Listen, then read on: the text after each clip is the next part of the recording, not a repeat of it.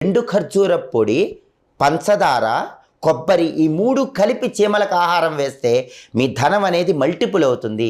10 times పెరగటానికి ఈ పరిహారం బాగా పనిచేస్తుందని రహస్య పరిహార శాస్త్రంలో చెప్పారు. అలాగే ముడిపత్తి అని ఉంటుంది.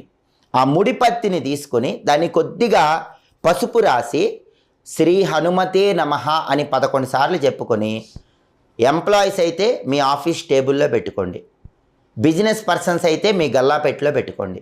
పసుపు రాసిన ముడిపత్తిని శ్రీ హనుమతే నమః అని 11 సార్లు చెప్పి ఉద్యోగస్తులు కానీ వ్యాపారస్తులు కానీ వాళ్ళ దగ్గర పెట్టుకుంటే ధన ఆదాయం పెరుగుతుంది, ధన వృద్ధి కలుగుతుంది, మల్టిపుల్ అమౌంట్స్లో ధనం వస్తుందని చెప్పి మనకు రహస్య పరిహార శాస్త్రంలో చెప్పారు.